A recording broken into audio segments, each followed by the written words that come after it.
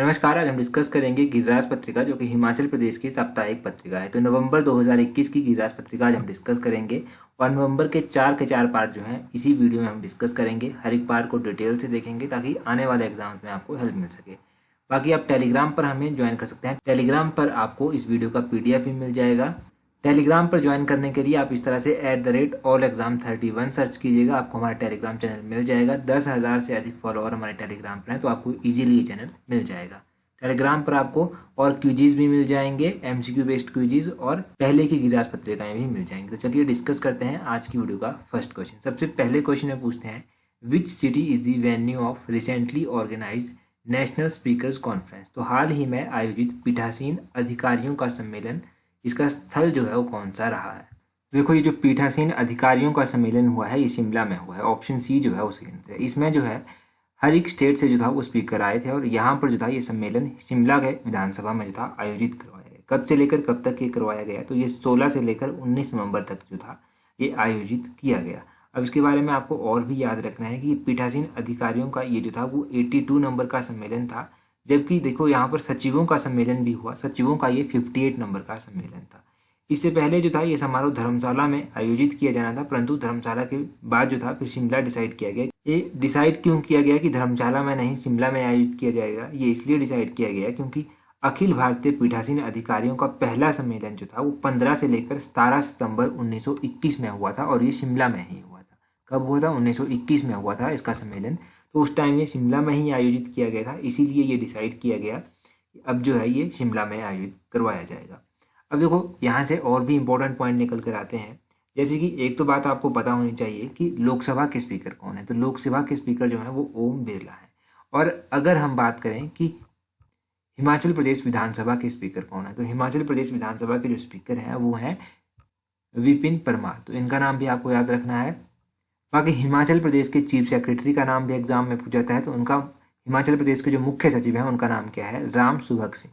इनका नाम हम पहले भी कई बार जो है वो डिस्कस कर चुके हैं। तो ये जितनी भी इंपॉर्टेंट जानकारी यहाँ से निकल कर आई, जो पीठासीन अधिकारियों का सम्मेलन यहाँ पर आयोजित करवाया गया था, ये सारी की सारी आप याद रखिए। आगे पूछते हैं रेणुका फेयरिज़ा। तो रेणुका जो है वो किस तरह का मेला है? क्या ये नेशनल है, इंटरनेशनल है, डिस्ट्रिक्ट है या फिर स्टेट है? रेणुका मेला जो है वो हाल फिलहाल में ऑर्गेनाइज करवाया गया। ये क्वेश्चन भी यहाँ से बन सकता है क्योंकि HPSSC जो है इस तरह के क्वेश्चन पूछ लेती है। अब रेणुका मेला जो है वो कैसा मेला है? ये एक इंटरनेशनल मेला है। ऑप्शन डी इंटरनेशनल यानी कि अंतर्राष्ट्रीय मेला है रेणुका मेला। ऑप्शन डी इसका सही आंसर है। रेणुका मेले के बारे में एक और क्वेश्चन हम अभी डिस्कस करेंगे, तो उस टाइम हम डिटेल में इसके बारे में जानेंगे। Renuka fair every year celebrated on. तो रेणुका मेला जो है वो प्रतिवर्ष कब मनाया जाता है? देखो, रेणुका मेला जो है वो प्रतिवर्ष मनाया जाता है दिवाली के 10 दिन बाद। ऑप्शन बी जो है वो सही आंसर है। 10 days आफ्टर दिवाली जो है वो मनाया जाता है। दिवाली के 10 दिन बाद जो है ये मेला मनाया जाता है। काफ़ी इंपॉर्टेंट मेला है एग्जाम पॉइंट ऑफ व्यू से भी। और ये मेला जो है ये 6 दिनों तक मनाया जाता है। दिवाली के 10 दिन बाद मनाया जाता है। और इसको इंटरनेशनल मेला जो था वो कब घोषित किया गया? तो 2011 में जो था इसको इंटरनेशनल फेयर घोषित किया गया था। तो ये रेणुका मेले के बारे में सारी जानकारी आपने याद रखनी है। बाकी लास्ट टाइम हमने मिंजर मेले के बारे में पढ़ा था और भी कई बार हम मिंजर मेले के बारे में पढ़ चुके हैं। तो मिंजर मेले का आप कमेंट करके बता दीजिए कि मिंजर मेला जो है वो कब स्टार्ट होता है और कब ये खत्म हो जाता है। तो मिंजर मेला चंबा में जो लगता है उसके बारे में आप कमेंट करके बता दीजिए। रेणुका मेले के बारे में जानकारी आपको मिल गई। देखो, ये जानकारी ना गिरिराज पत्रिका में तो इस तरह से नहीं थी, परंतु एग्जाम में हेल्प कर सके उस तरह से ये सारे के सारे क्वेश्चन जो हैं आपको बनाए जाते हैं। आगे पूछा गया है, Sainj valley is in which district of Himachal Pradesh. Sainj घाटी जो है वो हिमाचल प्रदेश के किस जिले में स्थित है? देखो, सैंज घाटी कहाँ पर स्थित है? आप सभी को पता होगा कि सैंज घाटी जो है ये कुल्लू में स्थित है। ऑप्शन बी जो है वो सही आंसर है। अब सैंज घाटी कुल्लू में स्थित है। इतना आसान क्वेश्चन क्यों गिरिराज पत्रिका में आया था? अब देखो, ये घाटी जो है इतनी इंपॉर्टेंट नहीं है, वैसे चलो एग्जाम में पूछ ली जाती है, परंतु इसमें जो है इसकी एक छोटी सी स्टोरी है। ठीक है, डिस्ट्रिक्ट कुल्लू में जो है एक गांव है जिसका नाम है सांगड़। तो सांगड़ के बारे में हम बहुत कुछ जानेंगे। इसकी एक इम्पॉर्टेंट छोटी सी स्टोरी है। ठीक है, जो एग्जाम पॉइंट ऑफ व्यू से तो इतनी इंपॉर्टेंट नहीं है, परंतु इंटरेस्टिंग स्टोरी है, मुझे काफ़ी इंटरेस्टिंग लगी। तो वो दूसरे चैनल पर जल्दी ही डिस्कस करूंगा। 2 स्टोरीज हमारी दूसरे चैनल पर पेंडिंग है, एक बैजनाथ की स्टोरी और दूसरा जो है ये सांगड़ की स्टोरी। पहले हम इस स्टोरी को डिस्कस कर लेंगे। जो सैंज की स्टोरी है ये मुझे बहुत ज़्यादा इंटरेस्टिंग लगी, शायद आपने पहले नहीं सुनी होगी, तो इस स्टोरी को हम ज़रूर डिस्कस करेंगे, अभी जल्दी मिल जाएगी। दूसरा चैनल का लिंक नीचे डिस्क्रिप्शन बॉक्स में है, तो वहाँ पर आप हमें सब्सक्राइब कर सकते हैं। आगे देखते हैं क्वेश्चन में क्या पूछा गया है। यहाँ पर पूछते हैं what is the name of portal launched by labour ministry to maintain a database of 38 crore workers in unorganised sector. देखो यहाँ पर पूछा गया है कि असंगठित क्षेत्र में 38 करोड़ श्रमिकों का डेटाबेस बनाने के लिए जो है श्रम मंत्रालय ने जो है एक पोर्टल तैयार किया है। इसका नाम आपको बताना है। इसका नाम है ई श्रम पोर्टल। ऑप्शन बी जो है वो सही आंसर है। ये क्वेश्चन आपके लिए करंट अफेयर का क्वेश्चन बन जाता है। पहली बात तो ये होगी। दूसरी बात कि ये ई श्रम पोर्टल के बारे में क्या गिरिराज पत्रिका में आया था, जो आपके लिए इंपॉर्टेंट है। इंपॉर्टेंट तो देखो यही क्वेश्चन यहाँ से बनता है, परंतु गिरिराज पत्रिका में क्या आया था वो मैं आपको बता देता हूँ। गिरिराज पत्रिका में ये आया था कि डिस्ट्रिक्ट बिलासपुर में जो है वो 458 लोगों को जो है वो ई श्रम पोर्टल पर जो है वो पंजीकृत किया गया। तो ये इंपॉर्टेंट नहीं है, परंतु ये क्वेश्चन काफ़ी इंपॉर्टेंट है जो यहाँ से बना है। अच्छा, अब इसमें पंजीकरण किन लोगों का होगा? देखिए, जिन लोगों का ईपीएफ नहीं कटता है उन लोगों को यहाँ पर पंजीकृत किया जा सकता है। जो लोग टैक्स नहीं देते उन लोगों को पंजीकृत किया जा सकता है। और इसमें एज रखी गई है 16 साल से 59 ईयर्स तक। उन लोगों को किसी भी लोक मित्र केंद्र में जो है वो निःशुल्क इस योजना का जो है वो लाभ वो उठा सकते हैं और ये खुद को पंजीकृत जो है वहाँ पर जाकर करवा सकते हैं। तो ये बस छोटा सा क्राइटेरिया है इसके लिए, ये इंपॉर्टेंट है। अगला क्वेश्चन देखते हैं। अगले क्वेश्चन में क्या पूछते हैं। यहाँ पर पूछा गया है whose birthday is being celebrated as national unity day, राष्ट्रीय एकता दिवस इन इंडिया। तो भारत में किसके जन्मदिन को राष्ट्रीय एकता दिवस के रूप में मनाया जाता है? राष्ट्रीय एकता दिवस के बारे में गिरिराज पत्रिका में क्या आया था पहले वो बता देता हूँ, फिर हम इस क्वेश्चन को डिस्कस करते हैं। गिरिराज पत्रिका में इस तरह से आया था कि मुख्यमंत्री श्री जयराम ठाकुर ने जो था वो राष्ट्रीय एकता दिवस के अवसर पर जो था वो अधिकारियों कर्मचारियों को जो है वो राष्ट्रीय एकता, अखंडता की और सुरक्षा की शपथ जो है वो दिलाई। ये गिरिराज पत्रिका में आया था। तो ये इसीलिए आपके लिए एग्जाम पॉइंट ऑफ व्यू से बन जाता है। अब देखो इसके बारे में जानिए कि ये किसके जन्मदिन पर मनाया जाता है। तो ये सरदार वल्लभ भाई पटेल के जन्मदिन पर मनाया जाता है। ऑप्शन बी सही आंसर। कब ये राष्ट्रीय एकता दिवस मनाया जाता है? तो ये मनाया जाता है कब? 31 अक्टूबर को। 31 अक्टूबर को ये राष्ट्रीय एकता दिवस मनाया जाता है। सबसे पहली बार ये राष्ट्रीय एकता दिवस कब मनाया गया था? ये 2014 में जो था वो सबसे पहली बार मनाया गया था। अब सरदार वल्लभ भाई पटेल की बात हुई है तो इनको आयरन मैन ऑफ इंडिया भी जो था वो कहा जाता था। आयरन मैन ऑफ इंडिया इनको कहा जाता है। स्टैचू ऑफ यूनिटी के बारे में आपने सुना होगा, ये गुजरात में है। और सरदार वल्लभ भाई पटेल जो था ये पहले होम मिनिस्टर थे और डिप्टी प्राइम मिनिस्टर भी थे इंडिया के। इनको सरदार की उपाधि जो था वो कब दी गई थी? इनको सरदार की उपाधि जो था बरदौली सत्याग्रह के दौरान दी गई थी। अब ये बरदौली सत्याग्रह जो था वो कब हुआ था? बरदौली सत्याग्रह जो था ये 1928 में हुआ था। तो ये सब आप सरदार वल्लभ भाई पटेल जी से रिलेटेड जो भी बनता है वो सब याद रखिए। अगला क्वेश्चन देखते हैं हमारे पास क्या है। अगले क्वेश्चन में पूछते हैं which among the following missile is called the Indian patriot. तो निम्नलिखित में से किस मिसाइल को भारतीय देशभक्त कहा जाता है? तो आकाश मिसाइल जो है इसको इंडियन पेट्राइट भी कहा जाता है। ऑप्शन ए जो है वो सही आंसर है। एक आर्टिकल आया था गिरिराज पत्रिका में जिसमें जो था वो इस आकाश मिसाइल के बारे में दिया गया था। अब इस आकाश मिसाइल के बारे में मैं थोड़ा सा आपको बता देता हूं ताकि एग्जाम में आपको हेल्प मिल सके। देखो अभी हाल फिलहाल में क्या हुआ, डीआरडीओ के द्वारा जो था वो आकाश मिसाइल का एक नया अपग्रेडेड वर्जन आया जिसका नाम है आकाश प्राइम। इसका जो था वो सफल परीक्षण किया गया। अब इसका सफल परीक्षण किया गया तो इससे डेफिनेटली जो था वो आर्मी को क्या मिलेगा? स्ट्रेंथन मिलेगी, मजबूती मिलेगी। ये जो आकाश मिसाइल है ये सरफेस टू एयर मिसाइल है। ठीक है, सरफेस टू एयर मिसाइल है, यानी कि सतह से हवा में मार करने वाली ये मिसाइल है। ये सबसे ज़्यादा इंपॉर्टेंट है कि ये सरफेस टू एयर मिसाइल है, तो ये भी आप याद रखिएगा। ये छोटा सा जो भी बना आकाश मिसाइल के बारे में वो सब आप याद रखिएगा। अगले क्वेश्चन में पूछते हैं captain Dal Bahadur Thapa belong to which place. ये जो कैप्टन दल बहादुर थापा थे ये कहाँ से संबंध रखते थे? तो कैप्टन दल बहादुर थापा जो था ये धर्मशाला से संबंध रखते थे। ऑप्शन बी जो है वो सही आंसर है। इनका जन्म जो था वो 1907 में हुआ था और धर्मशाला के बड़ा कोट गांव में जो था इनका जो था वो जन्म हुआ था। जब ये 17 वर्ष के थे जब उस टाइम ये फौज में भर्ती हो गए थे।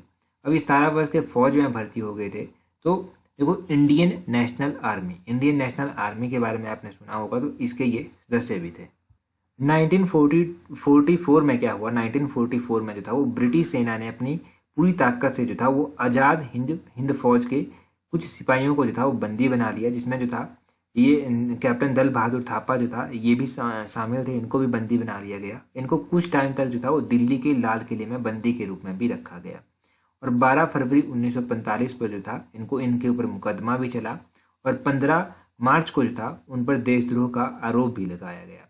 जब इनके ऊपर देशद्रोह का आरोप ये लगाया गया था तो उस टाइम जो था इनकी पत्नी, जो कि जिनका नाम था चंपावती, इनकी पत्नी को जो था वो माफ़ी मांगने के लिए दबाव भी डाला गया था। लेकिन उन्होंने जो था वो अपने पति की रक्षा के लिए जो था वो तैयार नहीं थी। उन्होंने माफ़ी मांगने से जो था वो इनकार कर दिया। उन्होंने कहा, मैं माफ़ी क्यों मांगू, मेरे पति कैप्टन दल बहादुर थापा जो हैं वो देश की आज़ादी की लड़ाई में कूदे हैं, और क्या अपने देश की आज़ादी के लिए जंग में कूदना कोई अपराध है। तो इन्होंने माफ़ी मांगने से इनकार कर दिया था और 3 मई 1945 को जो था कैप्टन दल बहादुर थापा को जो था वो फांसी पर लटका दिया गया था। तो ये आप कैप्टन दल बहादुर थापा के बारे में याद रखिए। इनके साथ ही एक और आर्टिकल भी आया था, जिस आर्टिकल में इनके बारे में आया था मेजर दुर्गामल के बारे में भी एक आर्टिकल आया था। देखो, मेजर दुर्गामल जो था इनका जन्म 1913 में हुआ था। इनका जन्म जो था वो देहरादून में हुआ था। फिर आप कहेंगे कि ये हिमाचल से कैसे संबंधित है। देखो, हिमाचल से ये इस तरह से संबंधित हैं कि 1931 में जो था वो दुर्गामल के चाचा को जो था वो धर्मशाला भेज दिया गया था। दुर्गामल के चाचा के साथ जो था इनके अभिभावकों ने क्या किया कि दुर्गामल को भी था वो चाचा के साथ ही जो था वो धर्मशाला में जब आए तो ये गोरखा रेजिमेंट में जो था वो भर्ती हो गए और ये फुटबॉल के खिलाड़ी भी थे। और एंड में जाकर जो था इनको भी जो था वो फांसी के फंदे पर चढ़ा दिया गया था। ये जो दोनों शहीद हैं, एक तो कैप्टन दल बहादुर थापा हो गया और दूसरे मेजर दुर्गामल हो गया, इन दोनों की स्मृति जो है वो धर्मशाला के दाड़ी गांव में जो है वो बनी हुई है। दाड़ी गांव में इनका स्मारक है। अगर आप कभी धर्मशाला विजिट करेंगे तो जब बाया दाड़ी होकर आप धर्मशाला जाते हैं तो इनका जो स्टैचू है वो दिखाई भी देते हैं रोड से। तो अगर आप कभी ध्यान से देखेंगे तो इनके स्टैचू दिखाई देंगे आपको। तो ये सब आप याद रखिए कैप्टन दल बहादुर थापा के बारे में और मेजर दुर्गामल के बारे में। अगला क्वेश्चन है, eight which place Himachal Pradesh the festival of Burhi Diwali celebrated. तो हिमाचल प्रदेश के किस स्थान पर बूढ़ी दिवाली का त्यौहार जो है वो मनाया जाता है। तो बूढ़ी दिवाली का त्यौहार कहाँ पर मनाया जाता है, आपको पता है निरमंड में मनाया जाता है। ऑप्शन सी सही आंसर है। निरमंड कहाँ पर है, निरमंड डिस्ट्रिक्ट कुल्लू में पड़ता है। इसके अलावा इंपॉर्टेंट फेस्टिवल और भी हैं। एक तो बूढ़ी दिवाली हो गया, ये निरमंड में लगती है। बुंडा फेस्टिवल हो गया, बुंडा फेस्टिवल भी जो है ये निरमंड में लगता है। और बुंडा फेस्टिवल जो है वो 12 वर्षों के बाद जो है वो मनाया जाता है। ये जो बूढ़ी दिवाली है जो निरमंड में लगती है, इसको जो है देखिए बैटल ऑफ महाभारत जो था उसके साथ जोड़ा भी जाता है। बैटल ऑफ महाभारत के साथ जो है वो बूढ़ी दिवाली को जोड़ा जाता है। और बुंडा फेस्टिवल जो कि निरमंड में लगता है 12 वर्षों के बाद, ये फेस्टिवल जो है वो परशुराम के साथ जोड़ा जाता है। तो इन दोनों फेस्टिवल्स के बारे में आप याद रखिएगा। अच्छा, ये जो गिरिराज पत्रिका की सेकंड एडिशन थी ना, इसमें क्या हुआ था, इसमें आया था जीआई टैग्स के बारे में। तो जीआई टैग्स के बारे में हम ऑलरेडी डिस्कस कर चुके हैं एक बार, परंतु जो वीडियो हमने पहले डिस्कस की थी उसको मैं इस वीडियो के लास्ट में ऐड कर दूंगा। तो लास्ट में आपको जीआई टैग के बारे में जानने को मिल जाएगा। आगे पूछते हैं, horse breeding farm is situated at. तो हॉर्स ब्रीडिंग फार्म जो है वो किस स्थल पर स्थित है, ये कहाँ पर है, ये लारी में स्थित है। लारी कहाँ पर है, लारी लाहौल स्पीति में पड़ता है। और देखो ये क्यों गिरिराज पत्रिका में आया था, अंतर्राष्ट्रीय लवी मेला भी इसी महीने में मनाया जाता है, मतलब आजकल ही मनाया जाता है। तो इस मेले की शान है ये चामूर्थी घोड़े। ये जो चामूर्थी घोड़े हैं ना, ये यहाँ पर ब्रीड किए जाते हैं। कहाँ पर, लरी में। ये कहाँ पर है, ये स्पीति नदी से जो है वो थोड़ी 1-8 किलोमीटर की दूरी पर है लरी। और ये जो यहाँ के घोड़े हैं ना, इनकी अपनी एक खासियत है। देखो पहले तो इनकी एक क्षमता है अपनी, इनका बल कौशल है अपना। और ये घोड़े जो हैं ये बर्फीली स्पीति घाटी में जो है वो सिंधु घाटी सभ्यता के समय से जो है वो पाए जाते हैं। जो हड़प्पन पीरियड है उस टाइम से जो है ये स्पीति घाटी में पाए जाते हैं। अभी जो यहाँ पर प्रदर्शनी आयोजित की गई थी इन घोड़ों की, यहाँ पर जो था इन घोड़ों का मूल्य जो था वो 1 लाख रुपए तक जो था वो लगाया गया। तो चामूर्थी घोड़े हैं ये आईटीबीपी में जो है वो मुख्य भागीदारी निभाते हैं। तो आईटीबीपी जो है ये चामूर्थी घोड़ों का प्रयोग भी करती है। आईटीबीपी के द्वारा भी ये घोड़े खरीदे जाते हैं। तो ये सब आप याद रखिए हॉर्स ब्रीडिंग फार्म के बारे में। इनको स्पीति घोड़ा भी कहा जाता है, चामूर्थी घोड़ा भी कहा जाता है। अगला क्वेश्चन देखिए, अगले क्वेश्चन में पूछते हैं, recently Kangana Ranaut was honoured with which of the following award. तो हाल ही में कंगना रनावत को निम्नलिखित में से किस पुरस्कार से जो है वो नवाजा गया। अब देखो कंगना रनावत को जो है अभी हाल फिलहाल में अवार्ड दिया गया, आपने पढ़ा होगा। तो कंगना रनौत को जो था जब अवार्ड दिया गया तो मुख्यमंत्री ने उन्हें बधाई दी, इसीलिए ये न्यूज़पेपर गिरिराज में आया था। अब इनको दिया गया है पद्मश्री पुरस्कार। ऑप्शन सी जो है वो सही आंसर है। पद्मश्री पुरस्कार 2020 से जो है इनको नवाजा गया है। तो ये भी याद रखिएगा कि कौन से ईयर का ये पद्मश्री पुरस्कार इनको दिया गया है। 2020 का अवार्ड इन्हें दिया गया है। इसके अलावा जो है वो हिमाचल से जो है वो करतार सिंह सौंखला को जो है ये भी पद्मश्री अवार्ड से नवाजे गए हैं। करतार सिंह सौंखला जो है वो हमीरपुर से संबंध रखते हैं, ये आपको याद रखना है। और इनको क्यों दिया गया है? इनको इसलिए दिया गया है क्योंकि ये बांस की कलाकृतियां बनाते हैं और ये बॉटल के अंदर जो है उन बांस की कलाकृतियों को फिट कर देते हैं। इनमें जैसे कि ये एफिल टावर बना देंगे, इस तरह की ये बड़ी बड़ी आकृतियां जो हैं बांस की बॉटल में जो है वो बना देते हैं। तो कांच की बोतल में जो है वो बांस की आकृतियां जो है वो बना देते हैं, इसीलिए इनको ये अवार्ड दिया गया। तो करतार सिंह का नाम भी याद रखिएगा, हमीरपुर से ये संबंध रखते हैं। अगला क्वेश्चन देखते हैं। अगले क्वेश्चन में पूछते हैं विच एज ग्रुप कवर अंडर मुख्यमंत्री स्वावलंबन योजना। मुख्यमंत्री स्वावलंबन योजना के बारे में हमने लास्ट एडिशन में भी पढ़ा था, इस बार फिर से पढ़ रहे हैं। तो इस योजना के तहत जो है वो 18 से 45 वर्ग के लोगों को जो है वो कवर किया जाता है। ऑप्शन बी जो है वो सही आंसर है, 18 to 45 ईयर्स के लोगों को कवर किया जाता है। देखो इस योजना में होता क्या है, इस योजना में जो है अगर कोई भी अपना उद्योग स्थापित करना चाहता है, सर्विस सेक्टर में कुछ काम करना चाहता है, स्टार्टअप करना चाहता है, व्यापार स्थापित करना चाहता है, उन लोगों को जो है वो सब्सिडी दी जाती है। इस योजना के तहत जो है वो 60 लाख तक रुपए के प्रोजेक्ट जो है वो सब्सिडी दी जाती है। अब इस योजना के तहत जो है सरकार अगर कोई निवेश कर रहा है उसको जो है वो मशीनरी लगाने पर जो है वो 25% का अनुदान देगी। अगर कोई महिला है तो उसको 30% का अनुदान दिया जाएगा।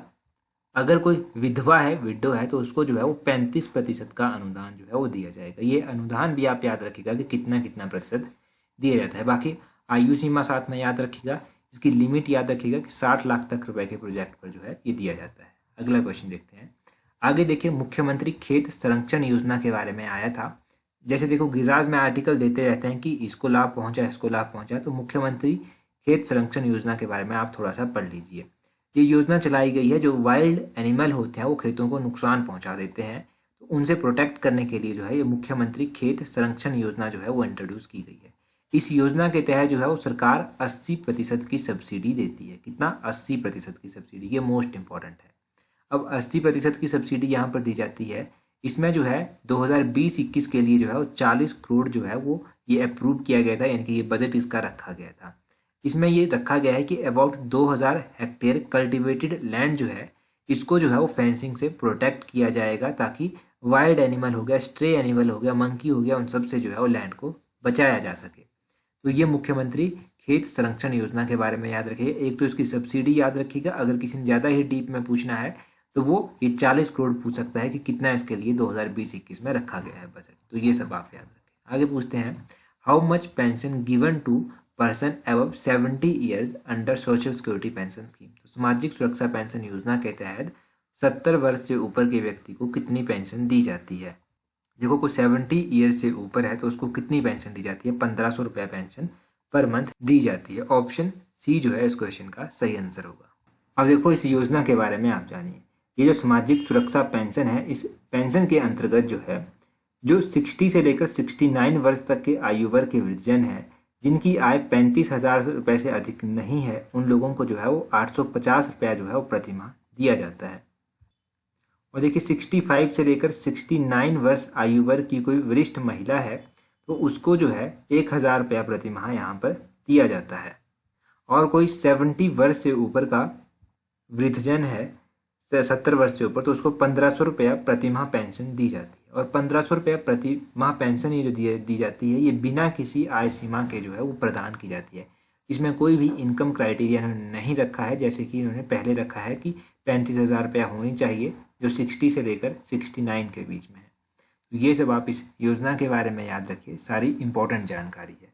अगला क्वेश्चन देखते हैं। अगले क्वेश्चन में पूछते हैं Himachal Pradesh forest ecosystem management and livelihood improvement project has been started with the assistance of.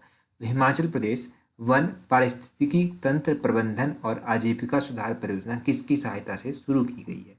तो ये योजना जो है ये चलाई गई है जाइका की सहायता से। ऑप्शन सी जो है वो सही आंसर है। ये जाइका क्या है इसके बारे में डिटेल में जानते हैं। ये जाइका है जापान इंटरनेशनल कोऑपरेशन एजेंसी। ये जाइका का पूरा नाम आप याद रखिए, जापान इंटरनेशनल कोऑपरेशन एजेंसी।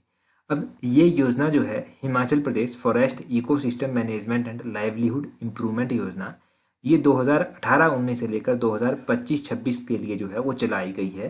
ये योजना 8 वर्षों तक चलाई गई है और इसमें जो है ये रखा गया है कि 800 करोड़ रुपया जो है वो रखा गया है कि ये इसमें खर्च किया जाएगा। इसमें जो है वो पैटर्न भी रखा गया है फंडिंग का एक। इसमें 80% पैसा जो है वो दिया जाएगा जायका के द्वारा और 20% जो है वो दिया जाएगा स्टेट गवर्नमेंट के द्वारा। ये प्रोजेक्ट जो है ये इम्प्लीमेंट किया गया है बिलासपुर, कुल्लू, मंडी, शिमला, किन्नौर, लाहौल स्पीति और पांगी भरमौर चंबा, जो पांगी भरमौर चंबा के सब डिवीज़न है यहाँ पर इसको चलाया गया है। ये सब आप इस परियोजना के बारे में याद रखिए, जायका परियोजना के बारे में, जिसका पूरा नाम है जापान इंटरनेशनल कोऑपरेशन एजेंसी। तो ये सब आपको यहाँ से पता चलता है। आगे पूछते हैं इन विच ईयर मुख्यमंत्री एक बीघा योजना स्टार्टेड। तो मुख्यमंत्री एक बीघा योजना जो था ये काफ़ी न्यूज़ में भी रही थी जब इसको लॉन्च किया गया था। अब ये पूछते हैं कि ये कौन से ईयर में स्टार्ट की गई थी। तो ये जो मुख्यमंत्री एक बीघा योजना है ये 2020 में लॉन्च की गई थी। ऑप्शन सी सही आंसर है। एग्जैक्टली इसका शुभारंभ कब किया गया था? तो देखिए मुख्यमंत्री श्री जयराम ठाकुर ने इसका शुभारंभ 21 मई 2020 को जो था वो किया था। इस योजना का मुख्य उद्देश्य क्या है? इसका मुख्य उद्देश्य है कि जो महिलाएं हैं और स्वयं सहायक समूह हैं, इन लोगों को जो है वो आर्थिक रूप से जो है वो सुदृढ़ बनाया जाए। इनके लिए जो है इनको ये भी किया गया है कि इनको जो है वो बैकयार्ड किचन गार्डनिंग के लिए जो है वो प्रशिक्षित भी किया जाएगा। ये योजना जो है ये राष्ट्रीय ग्रामीण आजीविका मिशन और मनरेगा के बीच एक अभिसरण योजना है, यानी कि इन लोगों का सहायता भी यहाँ पर ले सकते हैं। तो ये आप ध्यान रखिएगा इस योजना का।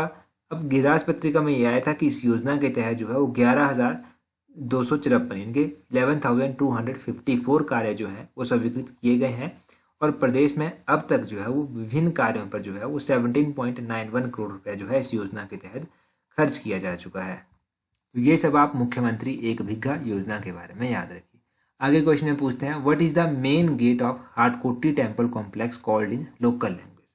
तो हाटकोटी मंदिर के परिसर को जो है वो जो परिसर का मुख्य द्वार है इसको स्थानीय भाषा में क्या कहा जाता है?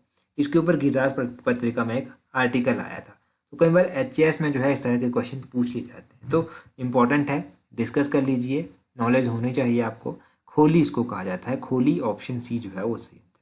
हाटकोटी मंदिर के परिसर का जो मुख्य द्वार है उसे स्थानीय भाषा में खोली कहा जाता है।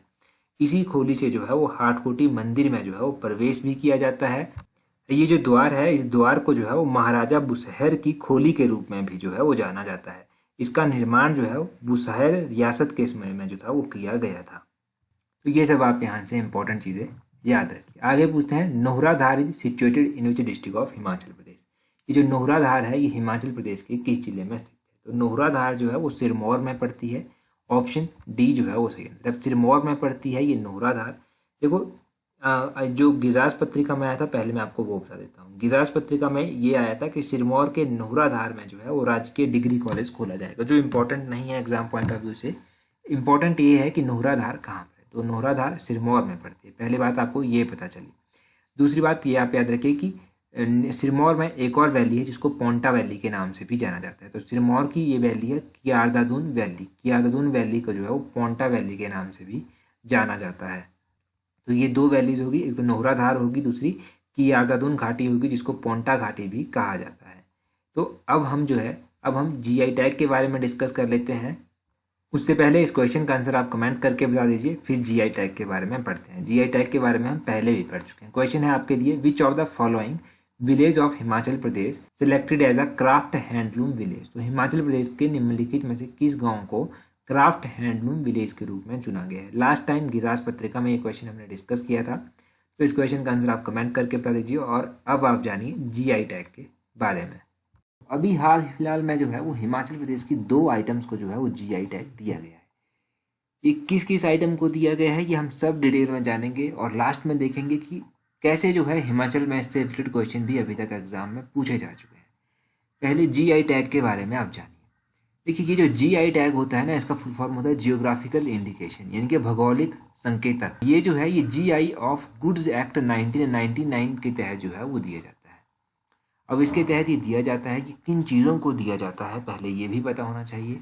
देखो ये उन चीज़ों को दिया जाता है जो स्पेसिफिक स्थान पर पाई जाती हैं, स्पेसिफिक जियोग्राफिकल लोकेशन पर पाई जाती हैं और जिनमें कुछ स्पेशलिटी होती है, ये उन चीज़ों को दिया जाता है। इसका मुख्य उद्देश्य ये होता है कि जो पुरानी चीज़ें हैं, स्पेसिफिक चीज़ें हैं, स्पेसिफिक स्थान पर पाई जाती हैं, उनको प्रिजर्व किया जाए ताकि उन चीज़ों का डुप्लीकेट जो है वो दूसरे स्थान पर ना बेचा जाए और उन चीज़ों की जो है वो ग्रेडिंग नीचे ना चली जाए। इसीलिए ये GI टैग दिया भी जाता है। अब हिमाचल प्रदेश के लाहौल के बुने हुए जो मोजे होती हैं और दस्ताने होते हैं, एक तो उनको दिया गया है अभी हाल फिलहाल में ये GI टैग, और दूसरा ये दिया गया है चंबा चप्पल को। ये दोनों ही अपने अपनी अलग ही पहचान बनाए हुए हैं, इसीलिए इनको ये GI टैग दिया गया। आपके लिए जब आप हिमाचल से संबंध रखते हैं तो एक और बात इंपॉर्टेंट है जानना कि अभी तक ये जो 2 चीज़ों को GI टैग दिया गया, इससे इन दोनों चीज़ों को मिलाकर टोटल 9 चीज़ों को जो है वो GI टैग दिया जा चुका है हिमाचल से। ये 9 कौन कौन सी चीज़ें हैं ये भी हम जानेंगे, और एग्ज़ाम में क्वेश्चन क्या आपसे पूछा जाता है वो भी हम देखेंगे। आपको ये पता चल गया कि ये भौगोलिक संकेतक ऑफ गुड्स एक्ट 1999 के तहत रजिस्टर किया जाता है। क्यों दिया जाता है, किस लिए दिया जाता है, ये भी पता चल गया। अब ये 9 चीज़ें आप देख लीजिए कौन कौन सी हैं। इन 9 चीज़ों में आता है, एक तो पहला आपका कुल्लू सॉल आता है, दूसरा आपकी कांगड़ा चाय आती है, तीसरा आपका चंबा रुमाल आता है, एक तो चंबा चप्पल अलग से आती है, चंबा रुमाल भी साथ में आता है, किन्नौरी सॉल आता है, कांगड़ा पेंटिंग आती है।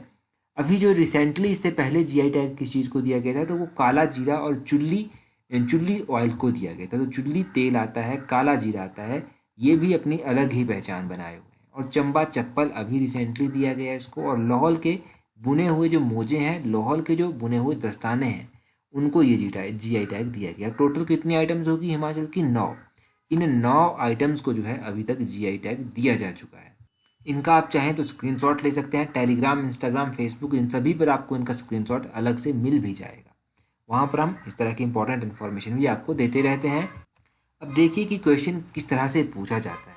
उससे पहले अगर फर्स्ट टाइम चैनल को विजिट कर रहे हैं तो सब्सक्राइब भी कर दीजिए। अब क्वेश्चन देखिए, ये क्वेश्चन पूछा गया था question number 10, HP allied services में ये क्वेश्चन पूछा गया था। क्या पूछा गया था इस क्वेश्चन में? इस क्वेश्चन में पूछा गया था विच of the following product is not registered under the GI tag, यानी कि geographical indication of goods act 1999। निम्नलिखित में से कौन सा उत्पाद जो है वो सन 1999 के वस्तु अधिनियम के तहत जो है भौगोलिक संकेतक हेतु पंजीकृत नहीं है? इसमें आप एक बार ऑप्शंस पर नजर डालिए। ऑप्शंस में किन्नौरी सॉल दिया गया है, ऑप्शन में कांगड़ा टी दिया गया है, ऑप्शन में चंबा रुमाल दिया गया है, ऑप्शन में सिरमौरी लो दिया गया है। आपने सारे के सारे ऑप्शंस देखे ना, और ऊपर आपने क्या क्या पढ़ा कि किन्नौरी सॉल को दिया गया है, कांगड़ा टी को दिया गया है, चंबा रुमाल को दिया गया है, चंबा चप्पल को भी अभी दिया गया, परंतु सिरमौरी लो को जो है वो नहीं दिया गया है। तो इसका ऑप्शन डी सही आंसर हो जाएगा। ये क्वेश्चन HP एलाइड सर्विसेज में जो है वो लास्ट टाइम पूछा गया था। अभी इस तरह के और भी क्वेश्चन आपके बन सकते हैं। एक तो क्वेश्चन यही बन सकता है कि कौन सा ये एक्ट है, तो ये 1999 का ये एक्ट है, geographical indication of goods act 1999। और ये हिमाचल से कितनी आइटम्स को अभी तक दिया जा चुका है? 9 आइटम्स को दिया जा चुका है। अभी 9 की 9 आइटम्स के नाम आपको साथ में याद रख लेने हैं, ताकि एग्जामिनर आपसे इनके नाम पूछें तो आपको इनके नाम जो है अब याद होने चाहिए। एग्जाम में आपको इसको लेकर कंफ्यूज नहीं होना चाहिए। कई बार क्वेश्चन इस तरह से पूछा जाता है कि रिसेंटली किसको दिया गया है। रिसेंटली जब आपसे पूछा गया तो लाहौल से बुने हुए मोजे और चंबा चप्पल, इनको रिसेंटली दिया गया है। ठीक है, तो रिसेंटली भी आपको याद रखना है। उससे पहले चुल्ली ऑयल और काला जीरा को दिया गया था। तो ये काफ़ी इंपॉर्टेंट क्वेश्चन बनता है हिमाचल के लिए। वीडियो को शेयर ज़रूर करें अपने फ्रेंड्स के साथ। अगर आप कंपटीशन की तैयारी कर रहे हैं तब चैनल को सब्सक्राइब कर दीजिए, ताकि आने वाले एग्जाम्स में आपको हेल्प मिलती रहे। So that's all for today. Thank you. Thank you very much for watching and listening it very patiently.